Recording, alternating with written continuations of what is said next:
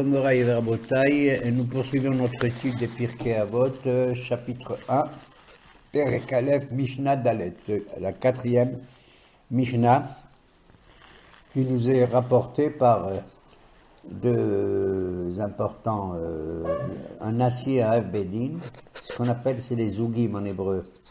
Il y a une période où, dans le Sanhedrin, le chef du Sanhedrin, du tribunal suprême, portait le nom de Nassi, c'est-à-dire le président, et son adjoint portait le titre de Av Bet Din, c'est-à-dire le titulaire du Bet Din. Besséder. En l'occurrence, il s'agit aujourd'hui de qui? De Yossi Ben Yoézer Ish Sereda, c'est son nom. Ish Sereda, c'est-à-dire celui qui habitait le village de Sereda, ainsi que Ben Yohanan, Ish Yerushalayim, celui qui habitait Jérusalem. Le premier s'est exprimé de la manière suivante, à savoir, c'est Ben Yoézer, Ish Sereda, Omer,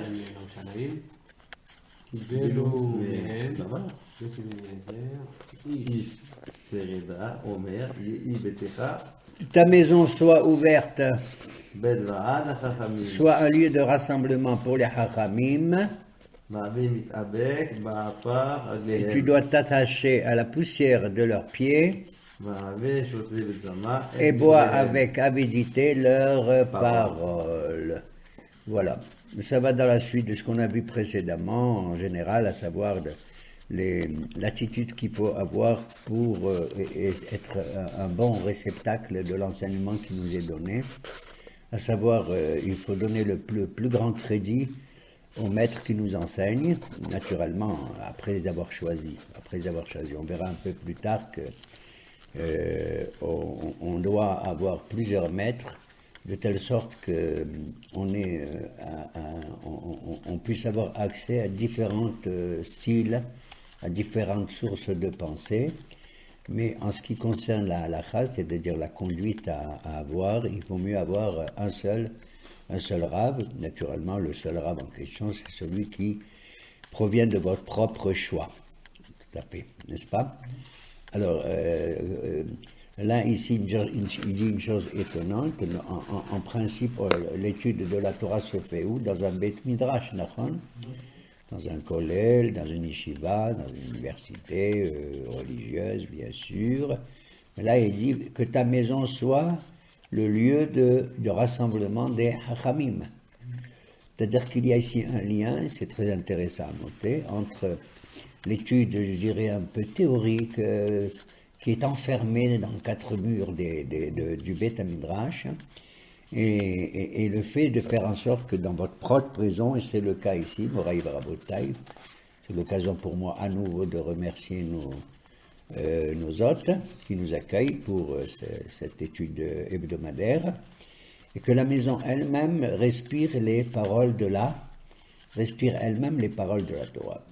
En vérité, officiellement, il faut savoir, et même intellectuellement, spirituellement, il n'y a pas très grande différence entre, j'allais dire presque une synagogue et une maison, un domicile particulier, dans l'esprit le plus profond du judaïsme. C'est vrai que dans une synagogue, il y a un public, il y a une série de prières qui se déroulent dans une harmonie totale avec le tzibour, avec beaucoup plus qu'un minyan et tout, et c'est évidemment Hashuv est très important. Mais dans une maison particulière, c'est quelque chose d'absolument incroyable, à tel point que me vient ici à l'esprit une phrase importante qui se trouve chez le prophète Ézéchiel. Ce prophète a vécu en Babylonie, il a fait partie de ceux qui ont été déportés après la destruction du premier temple, Ézéchiel ben Bouzi. Et il a écrit un ouvrage magnifique, au début tout à fait, c'est la Merkava, c'est le chariot divin, n'est-ce pas?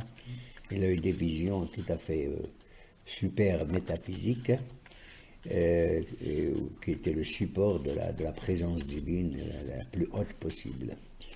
Et il évoque à un certain moment une petite phrase qui m'a beaucoup frappé, qui a frappé le Hachamim aussi, qui dit Ze hashulchan asher lifnei Adonai. Ceci est la table. Vous voyez cette table-là, hein? Cette table-là, elle se trouve devant l'Éternel. Asher lifnei Hashem. Et on se demande quelle est la table qui se trouve devant Hachem alors qu'il n'y a plus rien du tout au niveau de la sainteté dans Jérusalem, puisque le temple a été détruit. On sait qu'il y a 10 sortes de Kedusha, 10 sortes de sainteté, qui vont graduellement du bas vers le haut. Israël est la première forme de sainteté, de Kedusha. Et c'est de ce pays qu'on doit donner les Trumot et les Maasot, les Djim et les offrandes qu'on doit faire aux pauvres, aux Kohen, aux Lévis, etc. Après, c'est Jérusalem en tant que ville, deuxième source.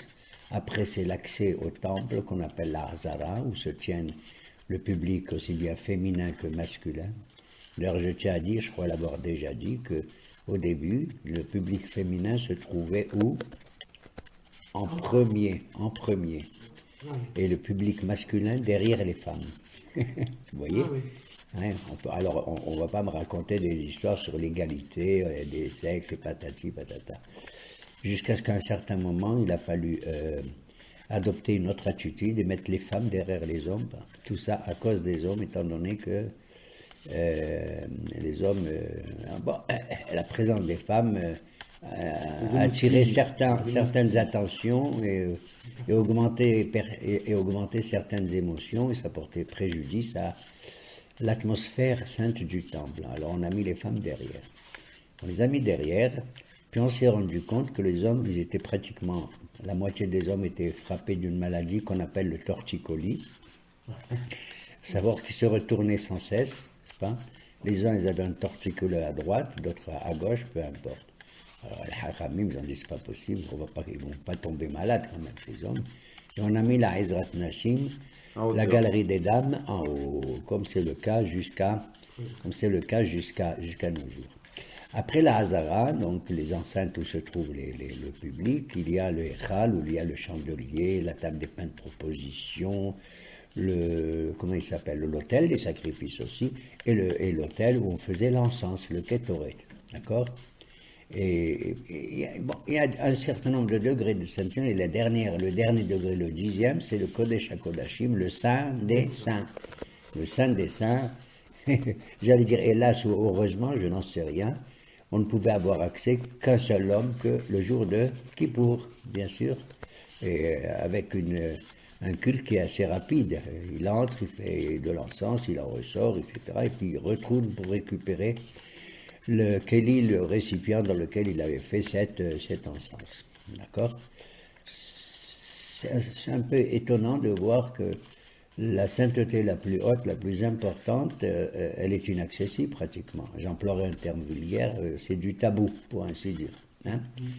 Et à ces conditions, donc on ne peut pas avoir accès, puisque même pas un Kohen tout simple peut rentrer dedans. Il faut qu'il y ait un Kohen Gadol. Alors, j'arrive pas à saisir le fait qu'on parle de 10 sortes de sainteté, 10 degrés, et la paracha nous dit Kedoshim Tiyu, vous serez saint, Kadoshani, car moi je serai saint. Et donc, c'est un peu contradictoire avec le fait qu'un seul homme, n'est-ce pas, et qu'un seul jour par an, Aliavo Becholaet et la Kodesh, qui ne doit pas entrer à n'importe quand dans le Saint des Saints. D'accord? Il est possible qu'on ait à un niveau où on doit être capable de concentrer la sainteté de l'ensemble du peuple juif en tant que collectivité au travers d'un représentant direct. Au travers d'un représentant qui est le Kohen Gadol, et d'ailleurs, à son sujet, il est dit il va obtenir l'expiation pour lui-même, pour sa famille, Beto c'est sa famille ou sa femme, et pour l'ensemble du peuple d'Israël. Ça veut dire qu'il faudrait qu'il y ait une espèce de simplicité, je dirais, de particularisme qui englobe en lui la totalité du Ram Israël, et c'est le Kohen Gadol. Vous comprenez? Et c'est le fait de ne pas pouvoir nous-mêmes avoir accès au Kodesh HaKodashim qui fait qu'on va avoir cette envie-là. Comme il est dit ici dans cette Mishnah qu'on vient de lire, Ve shote batsama et divreim, nous devons boire avec une avidité, avec une grande soif, comme si on était vraiment, on veut étancher notre soif, les propos des Hachamim. Et dès lors que quelque chose, il nous est interdit d'accès quelque part, eh bien notre émotion et notre désir est de plus en plus grand.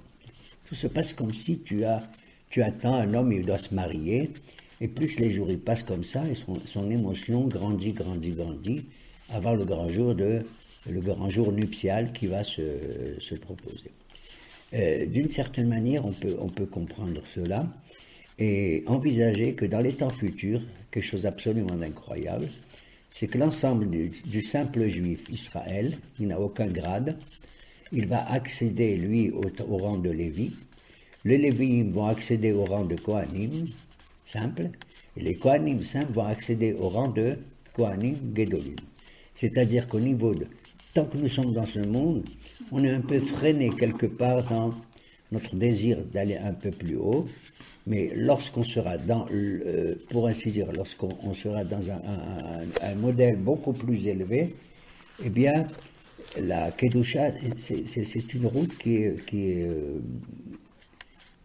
je dirais, tellement longue, et le désir d'atteindre la sainteté, il est dans la marche vers la sainteté et pas dans l'arrivée à la sainteté. Je ne sais pas si je m'exprime bien. C'est dans le désir. C'est la différence qu'il y a entre une marche et une balade. Lorsque je veux aller d'un point à un autre, pour mon travail, pour avoir un rendez-vous important et tout, eh bien, je souhaite qu'il n'y ait pas d'obstacle sur ma route. Et je ne voudrais pas être fatigué pendant ce voyage, vous comprenez? Et donc le voyage, la marche, quelque part, c'est quelque chose qui me retient, qui me fatigue, étant donné que je ne pense qu'à l'arrivée, à obtenir la chose, à l'accéder, à la prendre dans ma main, vous comprenez? Par contre, si je fais une balade, si je transforme cela en une balade, une randonnée, eh bien, peu importe quand j'arrive et où j'arrive, c'est la randonnée en elle-même qui est à la pleine valeur. Vous savez ce que je veux dire? C'est-à-dire que je me rends heureux, quel que soit l'endroit où je me trouve, puisque j'ai décidé de faire une balade, et je vais être pris par l'émotion, par le désir de voir ici des arbres, là un lac, là une montagne, etc.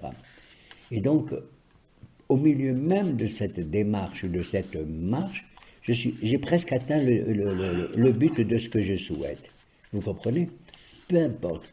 Et si je dois arrêter cette randonnée, pour X raisons, j'ai accompli mon devoir. J'ai assouvi ce dont j'avais besoin. Voilà. C'est une attitude, je dirais, qui fait appel au rejet d'une avidité, d'un désir d'accéder automatiquement à tout cela, comme on le voit dans Rambam, dans Ilchot Deot, dans les lois des pensées intérieures que nous devons avoir.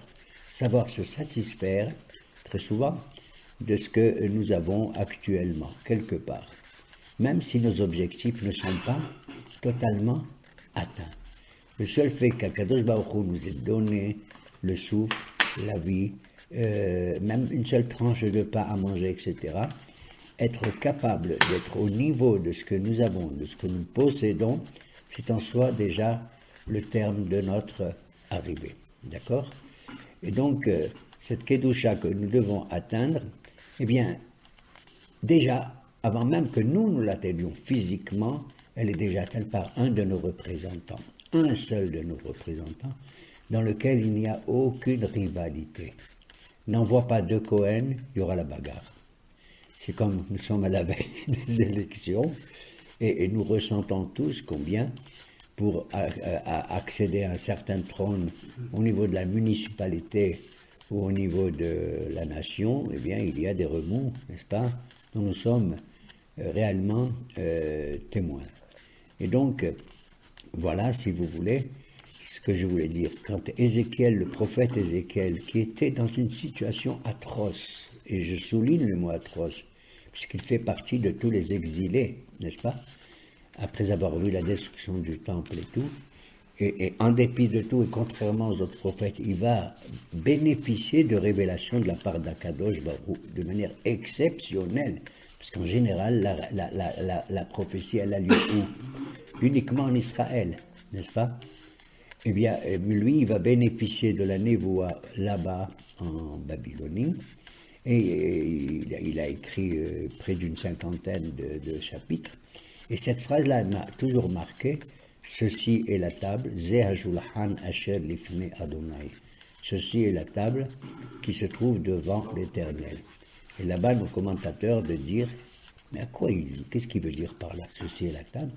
Il dit, étant donné qu'on n'a plus l'autel, A-U-T-E-L, devant nous, c'est-à-dire le Beth Amikdash, où nous donnons à Kadosh Baruch Hu du bas vers le haut, et nous lui exprimons la satisfaction de nos besoins par nos offrandes, parce qu'il y a la Torah qui descend d'en haut et qui vient par le bas. Il y a la Avoda, comme on a vu, qui est le service divin que nous faisons. Parce que pour recevoir la lumière du bon Dieu, pour recevoir le Or, comme disaient les kabbalistes, il faut des kelim, il faut des récipients. Il faut des récipients. On l'a vu dernièrement, ce Shabbat qui vient de passer, dans l'Haftara que nous avons lu. L'Haftara dans laquelle une femme se plaignait, la pauvre, qui était la veuve d'un grand prophète qui a disparu, qui s'appelait Ovadia, et qui était un converti au judaïsme, un édomite. Et elle s'est mise elle a apostrophié un prophète, en l'occurrence Elisha, en lui disant, voici, je suis veuve, mon mari était prophète, alors qu'il avait un grade important, puisqu'il était, le chef du protocole du roi Ahab, et j'ai 2 enfants, et le créancier est venu nous réclamer beaucoup d'argent, sinon il prendra mes 2 enfants en esclavage. L'argent, en l'occurrence, était celui que son mari avait utilisé sur ses propres deniers pour alimenter des prophètes qu'il avait cachés dans des grottes, 50 dans une grotte et 50 dans une autre. Elle se met à crier, la pauvre femme, à ce prophète Elisha, qu'est-ce que je vais faire? On va mourir, moi et mes enfants, comment je vais faire? Il lui dit, madame, ne vous inquiétez pas, qu'est-ce que vous avez dans la maison? Parce qu'il faut avoir quelque chose dans la maison. Alors, je n'ai rien, si ce n'est une petite bouteille d'huile. Asur Shamen.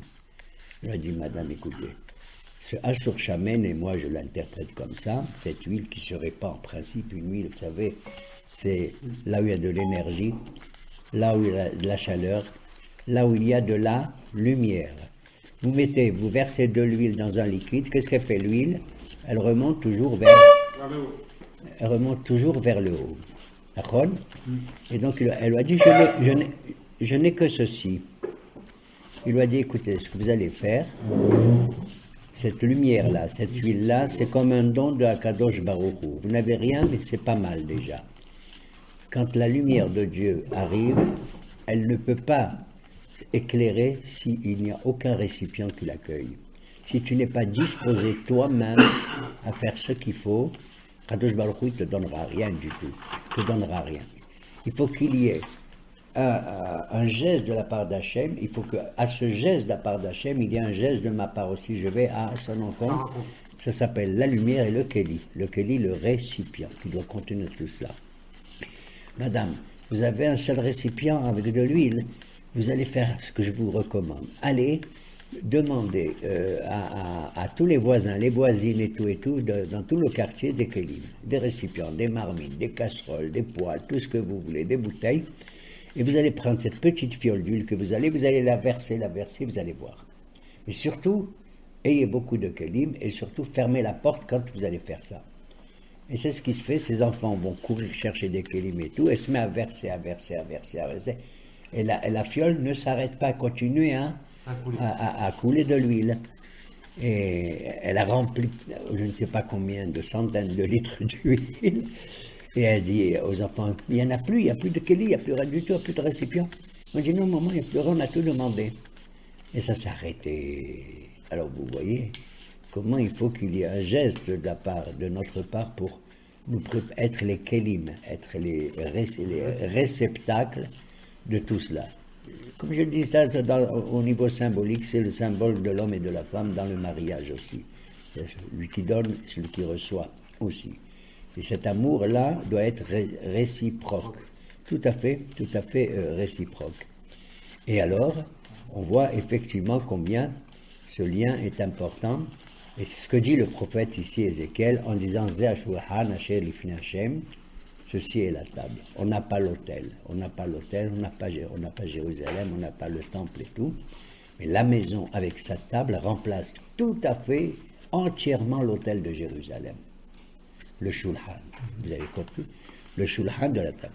Voilà pourquoi tous nos événements, toutes nos fêtes sont marquées essentiellement chez nous et grâce au mérite de nos femmes, autour de la table, avec des joies, etc. Et les bénédictions qui sont attelées à tout cela, n'est-ce pas? À tel point que pour faire le motzi, par exemple, un petit morceau de pain, on le trempe dans le sel.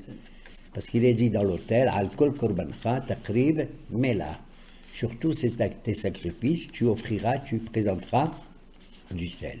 Le sel, ici, est le symbole de la conservation de la chair ou de la viande qui était offert dans l'autel, parce que tu ne peux pas non plus le dénaturer, quoi qu'il arrive. Il est là, il t'attend. Et donc, voilà pourquoi le prophète donc, a dit Zeh ha-shulchan asher lifnei Hashem. On voit donc qu'il y a un rapport étroit, quelle que soit la désolation où nous étions, où nous sommes, nous fûmes, avec la destruction du temple, que chaque maison est considérée comme un Beit Mikdash Mi'at, comme un petit sanctuaire. Voilà pourquoi l'éducation, le tarbout, la culture et tout, n'est pas simplement celle que nous donnons au grand spectacle, en grand spectacle, devant un grand public éventuellement, dans une synagogue, ou même dans l'enseignement que nos enfants reçoivent dans les écoles, mais une bonne part de cette culture provient d'où? Du baït, de notre propre domicile, de notre propre maison. Voilà pourquoi ici la Mishnah numéro 4 nous enjoint de dire Yehi betra bet vaad la hachamim, que ta maison doit respirer, entendre, enregistrer, parce que les murs ils parlent aussi. Vous savez que les murs ils ont des oreilles. D'où ça vient? Ça vient du judaïsme. Even mikhir tizak. Il est dit dans, je crois, le prophète chez Kohelet, l'Ecclésiaste de Salomon, une pierre dans un mur, elle peut pousser un cri. Et chez d'autres, moi je me souviens une fois, en tant que rabbin dans une communauté française, dont je ne révélerai pas le nom, il s'est passé un problème assez difficile, où j'avais refusé qu'un film soit transmis à l'intérieur de ma synagogue. Il s'agissait d'un film, s'il s'agissait d'un documentaire, je l'aurais volontiers accepté. Mais il s'agit d'un film dans lequel, que probablement vous connaissez, mais je ne vais pas vous en donner le nom, parce que sinon je mens au nom de la vérité si je mens. Et donc, il y avait des grands artistes. Il y avait des grands artistes qui devaient venir dans cette synagogue pour jouer. Et ceci, je l'ignorais parce qu'à l'origine, je pensais qu'il s'agissait d'un documentaire sur la synagogue, sur le judaïsme et tout et tout. Or, j'ai appris par comment on appelle ça, c'est la femme qui s'occupe du film, là. J'ai oublié son nom, qu'il s'agissait d'un film. Et d'un film qui se déroulera avec un dialogue pas très ouais, disons, catholique, engageant avec le lieu saint de la synagogue. Et j'ai donc, je me suis formellement opposé à la diffusion de ce film. Et je me suis heurté pratiquement à 80% de mes fidèles, y compris naturellement de mon président, qui comptait recevoir quelques petits millions du metteur en scène, du producteur. Je me suis opposé jusqu'à ce qu'à un certain moment, le Shabbat qui est venu, qui suivait là, le scénario n'a pas eu lieu, et j'ai pris la parole, et très simplement, j'ai dit à tous mes fidèles, qui étaient des gens tellement sympathique, tellement adorable, combien je vous avais aimé, combien vous m'avez aimé, combien vous avez bu mes paroles, et je voyais en vous vraiment une volonté d'accéder à des degrés, etc., de moralité, tout ça. Et je vois maintenant, je vois maintenant que vous me faites la tête parce que vous avez perdu quelques petits millions à cause de ce film. Je leur ai dit, écoutez maintenant, vous êtes là. Je vous ai toujours dit la vérité quand je vous aimais. Et je vous dis maintenant la vérité que je ne vous aime pas. Je les ai littéralement pétrifiés en pointant de mon doigt le président et en l'accusant lui directement. Je me suis permis de faire tout cela. Et j'ai terminé pratiquement mon discours. J'ai dit, maintenant, vous allez écouter dans les murs de votre synagogue toutes les prières que vous avez vraiment prononcées avec tellement d'émotion et tellement de verve et tout, et vous allez essayer de voir en quoi vous avez été contradictoire dans vos sentiments et tout. Alors écoutez, une pierre est en train de crier dans le mur, comme a dit le roi Salomon. À la fin de la prière et de mon oraison, j'oserais dire presque funèbre, j'ai conquis la presque totalité de la salle qui a décidé qu'effectivement j'avais quelque part raison. D'autant qu'à la suite, alors ce film ayant eu lieu ailleurs, on s'est rendu compte effectivement qu'il ne fallait pas qu'il se déroule dans notre synagogue. Voilà. Alors, Zéha Shulchan Asher Ifnei Hashem, et que la maison, notre maison, doit être Bedvaad la Hachamim, et tu dois t'attacher même à la poussière qui est dans leurs pieds. C'est une chose. On parle de ça. Oui, c'est une image sans plus, bien sûr. On ne te demande pas de te salir avec la poussière. Même si tu crois que la poussière d'un Hacham est supérieure à la poussière de vous qui travaillez, c'est pas vrai. C'est la même poussière. Nous sommes tous de la poussière, j'ose le dire, qui afarata vel afar tashul. On n'est que poussière, et on retournera à la poussière. Et le plus merveilleux, tu vois qu'avec la poussière, Akadosh Baruch Hu est capable de faire Tehiyat Hammetim, la résurrection des morts. À ce sujet, j'ai entendu ma propre épouse me dire il n'y a pas longtemps, il y a quelques heures, qu'elle aurait entendu dire qu'il ne fallait pas que si quelqu'un quitte ce monde, un défunt, il ne fallait pas donner ses habits à d'autres personnes. Parce que là, Allah n'accepte pas. On peut les donner, sauf les chaussures. Mais les chaussures, c'est une autre félote, ça, non? Bon, non, c'est un usage, sauf les chaussures. Pourquoi je dis ça? Parce que dans notre quartier est arrivé un décès, tout ça, et la pauvre veuve, qui est de certain âge, a entendu sa propre fille lui dire « Maman, on ne doit pas donner les vêtements de papa. » Tout ceci parce que si on lui enlève, il n'a pas ses vêtements, comment il va faire lorsqu'il y aura la résurrection des morts? Si à Tehiyat Hammetim, avec quoi il va s'habiller? Comprenez, il y a des gens qui se soucient de tout cela, alors que dans la Gemara, on dit, comment une non-juive va poser la question à Rabbin. C'était une princesse, d'ailleurs, je crois que c'est la fille de Cléopâtre. Non, Cléopâtre, là, qui a posé à Rabbin la question, dites-moi, comment est-ce qu'ils vont, les gens qui meurent, ils sont sans vêtements et tout, comment est-ce qu'ils vont revenir avec des vêtements? Et on a dit, c'est pas compliqué, on est quelque part dans la terre qui est comme une mère patrie, quelque part, on retourne là, et de la même manière, quand tu plantes un grain de blé, tu le plantes, et il ressort avec plein de vêtements, il a des écorces autour de lui, il a les cibolettes, les épines, alors tu vois, si le bon Dieu il est capable d'habiller comme ça les épis de blé et d'orge et d'avoine et tout ça, à la Hadkama, plus forte raison, qui va tous nous habiller comme il convient, Be'ezrat Hashem. Alors ici, il dit, il faut s'attacher à la poussière des Hachamim. Ça peut se comprendre de mille et une façons, mais j'en aurai une ou deux sans plus. Ça veut dire, quel que soit le lieu où tu vas aller étudier la Torah, il n'est pas nécessaire que tu dois aller étudier la Torah dans un palais, dans un palace, tu vois, dans une belle salle, comme on fait des belles cérémonies et tout. Tu dis, waouh, on a des beaux fauteuils, comme ils parlent bien. Ils nous ont servi le Coca-Cola, ils nous ont servi aussi de la halwa et tout ça et tout ça. Il dit, même si tu arrives, ça c'est mon interprétation personnelle que je donne, hein, même si tu arrives à être dans un lieu où il y a de la poussière, eh ben, tu dois t'attacher à leur poussière. Parce qu'elle a un goût, tu ne sais pas, extraordinaire.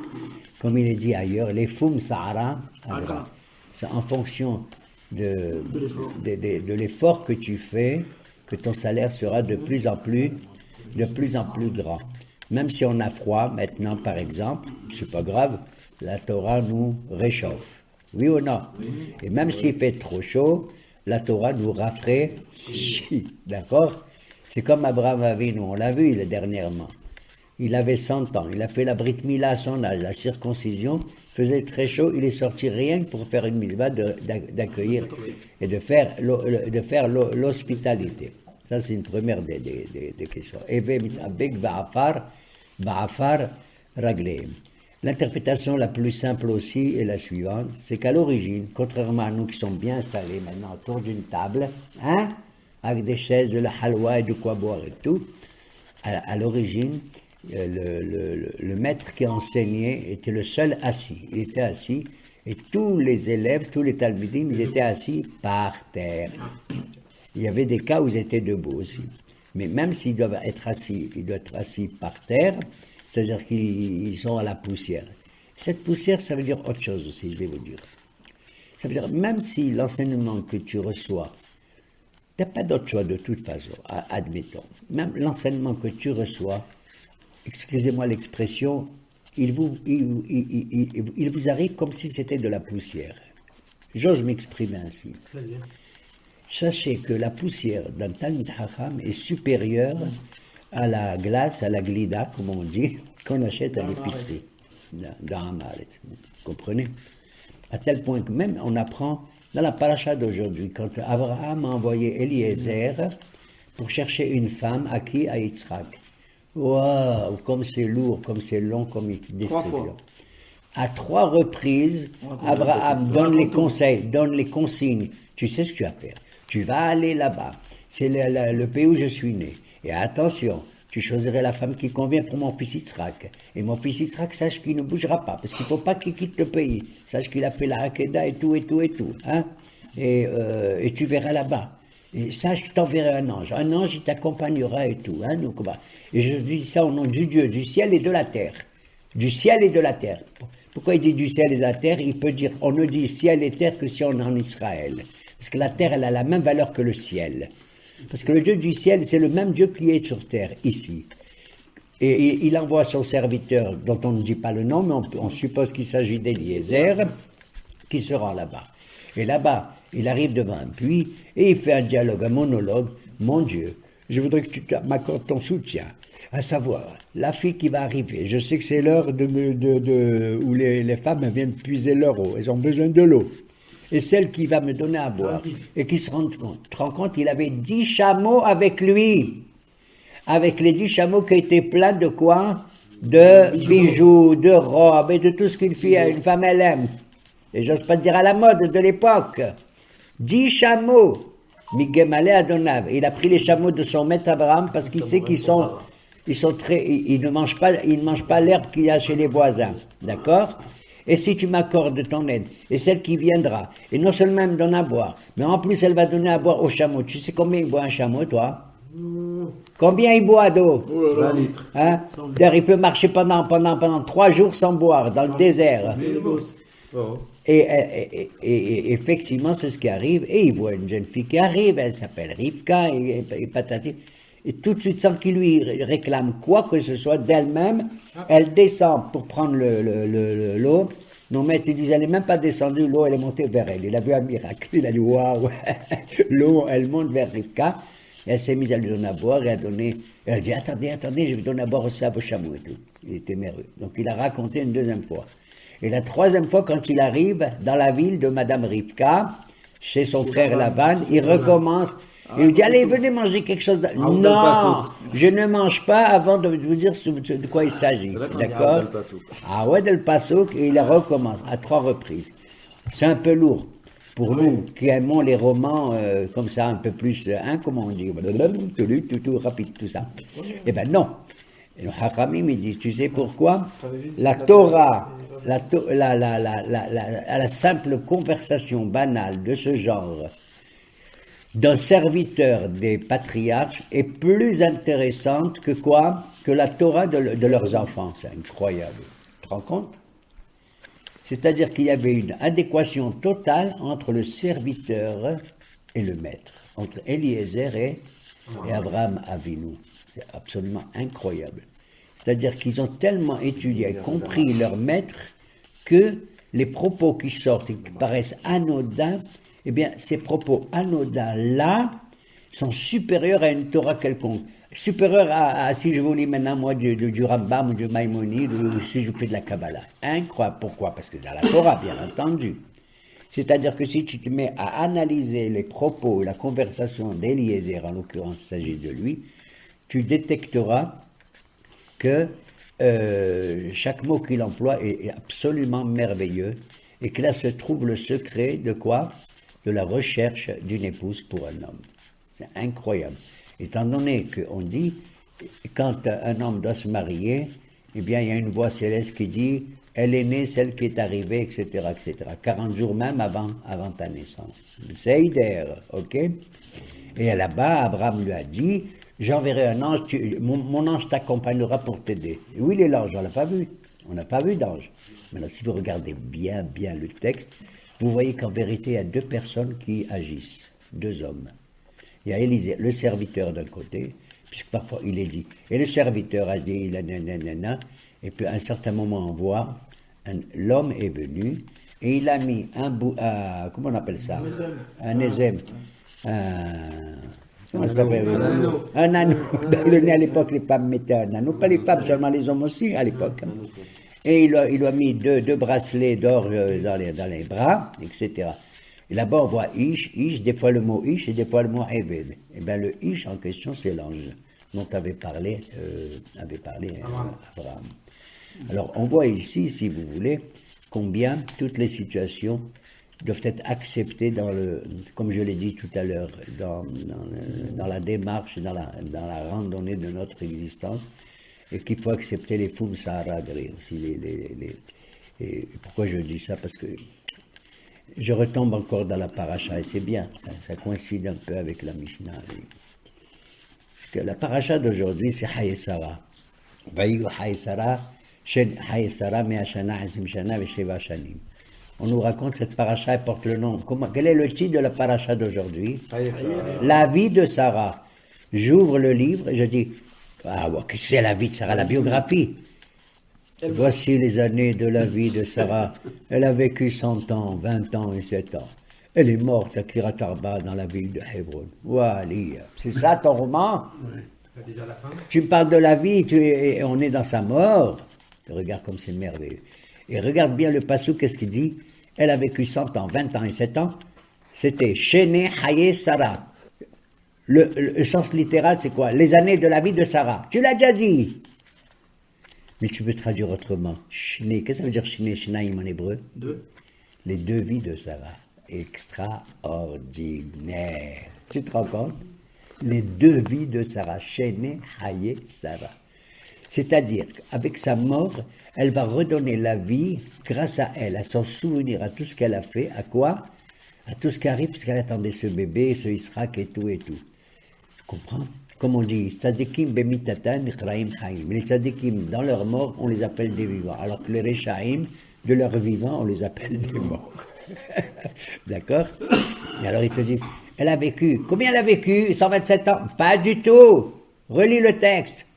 Elle a vécu 100 ans, et 20 ans, et 7 ans. Qu'est-ce que c'est ça? C'est lourd aussi, non? Dis 127 ans. Et il dit, Rachid nous le rapporte de Midrash, il dit, à l'âge de 100 ans, elle était aussi pure qu'à l'âge de 20 ans.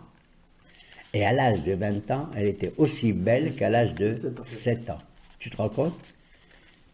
Remarquez, vous avez remarqué entre autres que c'est incroyable que la beauté d'une femme, elle est plus importante à l'âge de 5 ans qu'à l'âge de 20 ans. D'accord, Nolo? Pourquoi? Parce qu'à l'âge de 7 ans, la petite fille, elle est naturellement belle. Elle est comme ça. Tandis que quand elle grandit, elle se soucie de sa beauté, de sa présentation. Qu'est-ce qu'elle commence à faire? D'accord? Il faut mettre des trucs, il faut mettre, comment on appelle ça? Du maquillage et tout ça et tout ça. Elle veut... bon. Et Sarah, elle était aussi belle à 20 ans, elle n'avait pas besoin de tout ça, comme à l'âge de 7 ans, et à l'âge de 100 ans, aussi pure qu'à l'âge de 20 ans. D'accord? Voilà pourquoi 100 ans, 20 ans et 7 ans. D'accord? Et on nous parle donc de cette femme extraordinaire à laquelle Abraham, son mari, va chercher une sépulture. Qu'est-ce qu'il a besoin de chercher? Il n'a pas un jardin. À l'époque, tout le monde enterrait ses proches où? Dans son champ, dans son jardin. C'est comme ça, tout le monde le faisait. Est-ce que vous avez vu les gens se plaindre d'aller à la Hebra Kadisha? Et pas du tout. Et Abraham, je ne vais pas m'étendre là-dessus, on sait pourquoi. Il souhaitait, il voulait un lieu précis et il va faire un marchandage avec les habitants du lieu pour obtenir une grotte qu'on appelle la Meharat Amarpela, dont votre serviteur a été à un certain moment l'aumônier. Et donc, parce qu'il a rencontré là-bas, paraît-il, la dépouille de deux hommes, Adam et Chava, le premier homme et Chava, qui brillaient magnifiquement et tout et tout. Et voilà pourquoi ce qui explique ce dialogue incroyable, auquel Abraham est prêt à payer une somme fabuleuse. Vous savez combien il a payé? 400 shekels, over la sohel, c'est-à-dire valable dans tous les casinos du monde, dans tous les, comment on les appelle, les indices financiers du monde. Toutes les bourses. Ouais, plus que le dollar, plus que l'euro et plus que je ne sais pas quoi. C'est une affaire de plusieurs millions, 400 shekels. Il y a des gens qui disent, mais c'est rien du tout, de nos jours 400 shekels, qu'est-ce que c'est? En vérité, un shekel à l'époque, vous savez combien on a demandé, comment on appelle ça, de payer un impôt au temple à l'époque? Un demi-shekel par an. Est-ce que vous pouvez, à partir de l'âge de 20 ans, est-ce que vous pouvez imaginer qu'est-ce que ça veut dire un demi-shekel? De nos jours, c'est absolument rien, c'est même ridicule, mais en vérité, à l'époque, c'était beaucoup. C'était beaucoup, beaucoup, beaucoup. Alors imaginez 400 shekels qu'il était frappé. Pourquoi? Pourquoi il met un tel prix? Tout simplement. Parce que Dieu, il lui a proposé, il lui a promis qu'il lui donnerait la terre. Oui ou non? Oui. On a vu à 2 reprises. Lors du Brit Ben Abetarim et lors de la Brit Mila. Cette terre, je te la donnerai à toi et à tes descendants, et tout, et tout, et tout. C'est ce que je disais tout à l'heure. Tu as une petite fiole d'huile, et Hachem, si tu as des récipients, à ce moment-là, Hachem, il va t'apporter la bracha. Tu as compris? Dieu, il t'a promis ceci. Tu ne dois pas rester les bras croisés. Toi aussi, tu dois aller à l'encontre. Tu dois faire un effort. Moi, Abraham, j'achète. Je veux acheter cette Meharat Amarpela pour ma femme, etc., etc. D'accord? Or, ce qui est étonnant, après cette histoire dans la paracha, vient l'histoire de qui? Eh bien, du chidour qu'il y a entre Eliezer qui va chercher Rivka. C'est incroyable. Après la mort de Sarah, on te raconte le mariage de Rivka. Combien Yitzhak était très désolé de la mort de sa maman. Et c'est une fois qu'il se marie qu'il retrouve la consolation quelque part. Le rapprochement entre la mort de Sarah et le mariage, c'est quelque chose d'absolument fabuleux. C'est la vie qui redémarre. Tout à l'heure, je vous avais dit les deux années de la vie, les 2 vies de Sarah. On vit grâce à nos pères, mais on vit à nouveau grâce à nos enfants. Vous avez compris? C'est la pierre de fondement de toute construction. Le père, c'est comme on dit en hébreu un père, Ava. Comment on dit un fils? Ben. Colle le mot Av au mot Ben, ça donne Even. La pierre de fondement. Comme il est dit chez David, le roi des psaumes, Even Maasu Avonim, Aïta les roches pina. La pierre que les constructeurs comme vous ont dédaignée deviendra la pierre de fondement angulaire, les roches pina. On verra, on va faire la cérémonie de la pierre angulaire. D'accord? Eh bien, et me vient à l'esprit aussi la phrase que Shlomo Amelech a dit dans Shir HaShirim, le cantique des cantiques, qui a Azaka Mavet Ahava.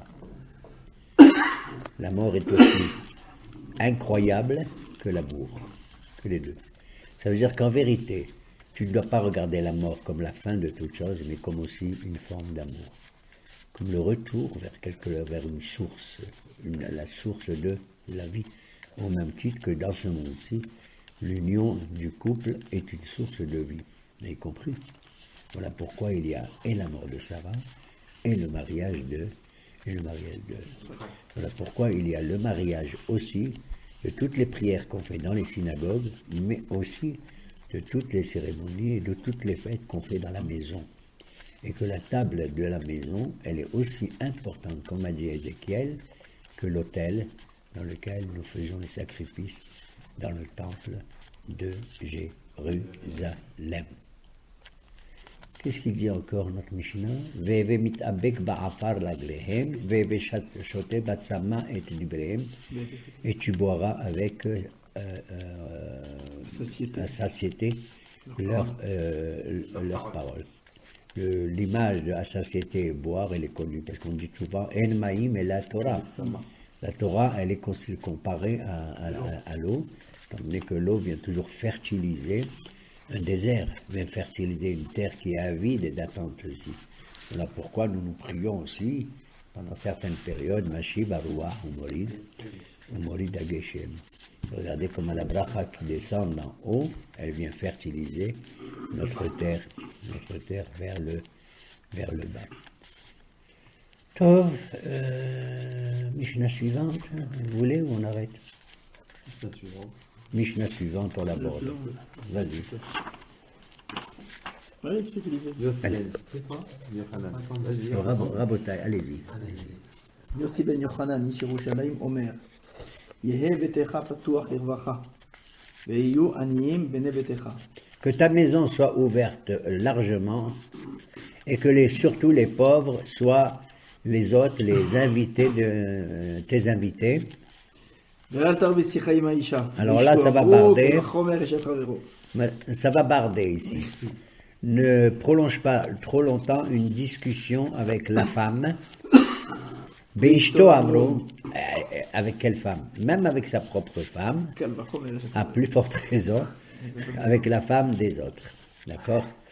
Alors, il ne s'agit pas ici, encore une fois, Moraï Rabota, et celui qui entend cette Mishnah va se dire qu'est-ce que c'est que ça, c'est de l'antiféminisme, c'est tout ça, et les Neshota Kotel vont se plaindre, elles vont se plaindre au Bagatz, au tribunal suprême, qu'est-ce que c'est ça?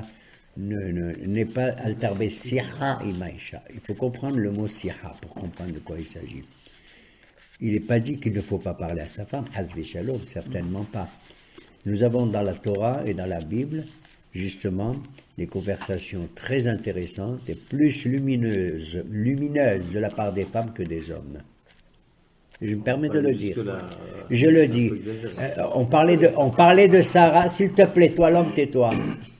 On parlait de Sarah tout à l'heure, n'est-ce pas?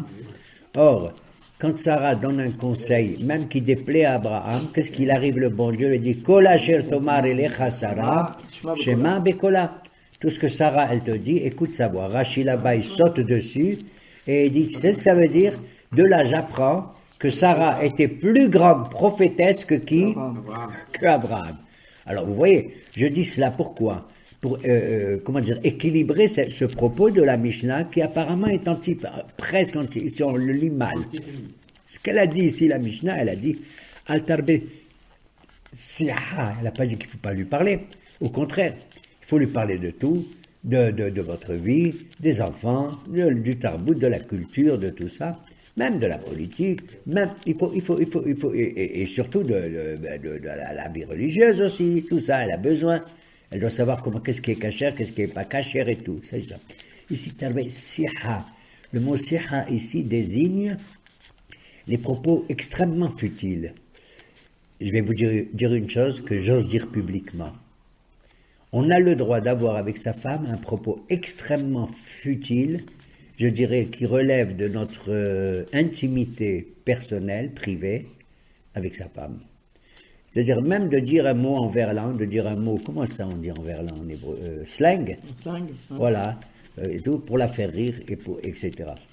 Mais altarbe, il ne faut pas trop exagérer. C'est ça que veut dire ici la Mishnah. Altarbe siha im haisha. D'accord? Beishto amro.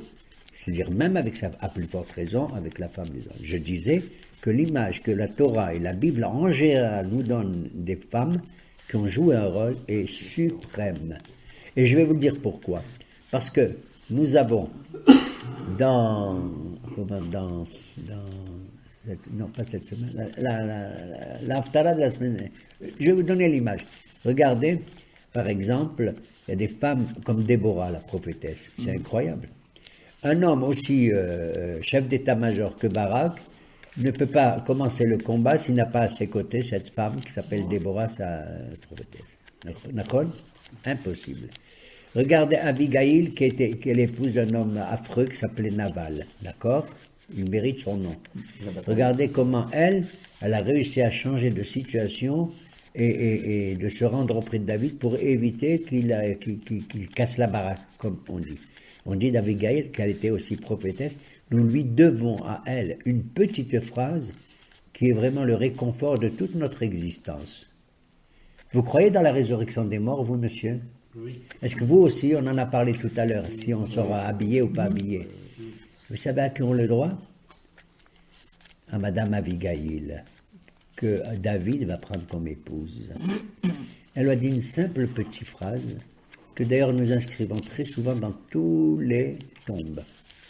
Et cette phrase, c'est quoi?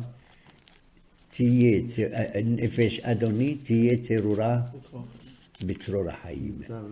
Elle lui a dit, oh, mon cher David, sache que ton âme sera dans le faisceau de la vie. C'est-à-dire, elle va annoncer la notion de Olam Haba, du monde de l'au-delà, et de la résurrection des morts. Vous vous rendez compte? Une petite phrase, c'est tout ce qu'on a d'elle. C'est incroyable. Je peux vous donner des exemples. La femme, comment elle s'appelle? Madame Esther. Vous avez vu que nous lui devons tout ce qui s'est passé pendant Purim. Il y a encore d'autres exemples.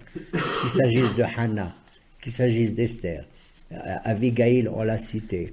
Yael, Yehudi, Rivka, on en a parlé, etc. Rachel, etc., etc. Je faisais allusion, je me référais à une haftara dans laquelle vous vous souvenez, oui, comment ça,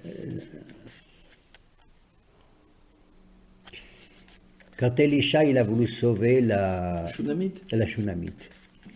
Et on voit une Isha Gedola, c'est une femme d'une très grande importance et tout. Et on voit au sein du couple combien la femme était de loin supérieure à l'homme. Et c'est elle qui s'est occupée d'aller à nouveau voir le prophète qui lui a annoncé la naissance d'un bébé qui est mort et qui vient de le ressusciter et tout. Et là-bas on dit Isha Gedola, c'est une femme merveilleuse, extraordinaire et tout. Il y a un tas d'exemples. Donc, ne pas se comprendre cette Mishnah comme étant encore une fois anti-féministe, pas du tout. Al tarbe siha imaisha, beishto abru kalvahomer, be'eshet havero. Et Ratson, nous sommes toujours. À la fin, ça craint après. Et la craint? Bah oui, מכאן אמרו חכמים, כל זמן שאדם מרבה שיחה עם האישה, גורם רע לעצמו, הוא בוטל מדברי תורה, וסופו יורש גיהנום. Et donc, il vaut mieux se priver d'avoir des conversations, que fut-il entre eux, parce qu'ils sont nuisibles pour le couple, c'est ça que ça veut dire.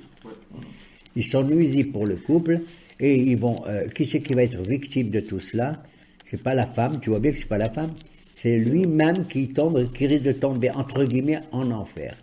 Alors, soyons habitués à entendre les propos des sages, même s'ils ont une répercussion un peu forte comme celle-là, qu'elle rentre dans notre cœur pour avoir de plus en plus d'amour pour nous tous. Amen.